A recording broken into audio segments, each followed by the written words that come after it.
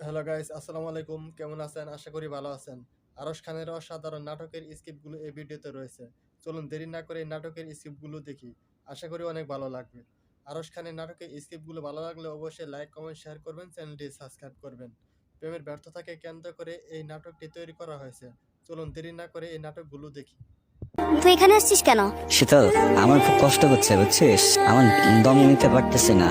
বুকে কয়েকদিন ধরে অনেক ব্যথা করতেছে। কত করে বলছি তোকে চল পালায় যাই পালায় যাই পালায় যাই, তুই তোর কথাই শুনলি না।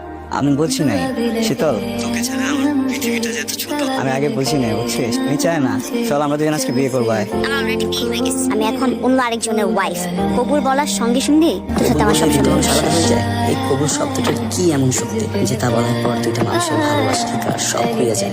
আমার মন খারাপ না তো, কই মন খারাপ না, ঠিক আছে। 10:30 আমার ইম্পর্টেন্ট মিটিং আছে, অ্যাটেন্ড করতে হবে। যাই হ্যাঁ, সাথে যাবেন।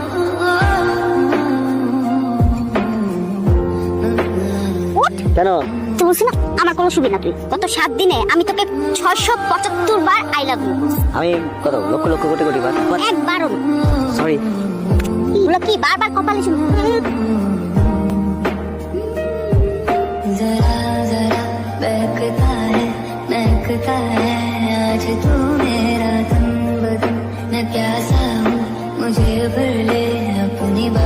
হ্যালো, কেমন আছিস? কেমন থাকবো? ভালো নাই। মিথ্যে কথা বলিস কেন? তুই তো অনেক ভালো আছিস। হাজবেন্ডকে নিয়ে রেস্টুরেন্টে যাস, শাড়ি সাজগোজ, একই গ্লাসের ভিতরে দুইটা স্ট্র দিয়ে জুস খাস, ভালো আছিস?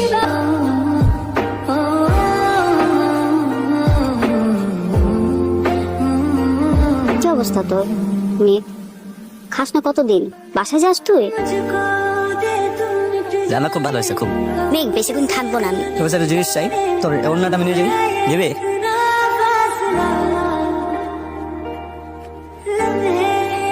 এই কি ব্যাপার, তুমি এখানে? সুইট, আমার জন্য খাবার নিয়ে এসছো? খাবারটা এই কি এনেছো? খালি রাস্তায় একটা মানুষ, মানে একটা পাগল। ওকে, অসুবিধা নেই, তবে পাগলটাকে আমাকে একটু চিনিয়ে দিও তো। কেন? ওকে সরিয়ে ফেলতে হবে, এখানে তো রাখা যাবে না, কারণ আমার আর তোমার মাঝে ও এসে দাঁড়িয়েছে। আমি মজা করছি। আর খাবার বেশি নেই, মারা গেলাম। আমার একটা আক্ষেপ হয়ে যাবে যে আমি আমার ভালোবাসার মানুষকে শেষবার মতো একটু আদর করতে পারলাম না। আমি তোমার সাথে থাকুক না, ফোনের অ্যালার্মটা।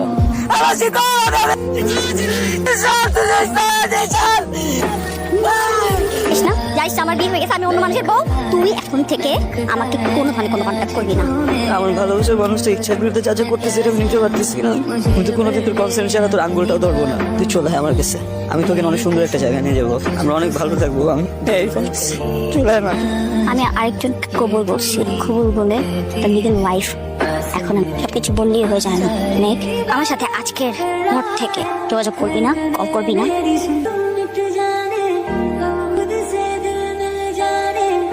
আমি আর পারছি না, সংসার নামক পুতুল খেলায় আমি পরাজিত। আমি একজনকে ভালোবাসি, বলতে পারেন তার সাথে জিদ করেই আপনাকে বিয়ে করা।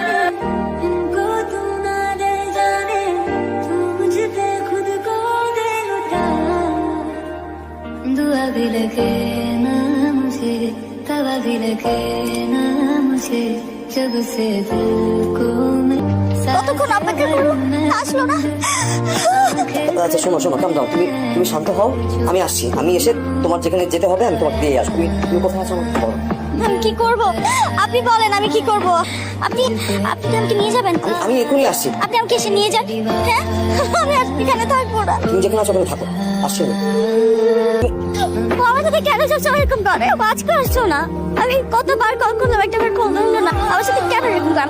আপনি একটা কল করবেন প্লিজ, ওকে আপনি একটা খোঁজ করে দেন। একটু শান্ত হও। এ ধরনের মানুষ কখনো ঠিক হয় না, ও আর কখনো আসবে না, কখনো না। जरा जरा बहकता है महकता है आज तू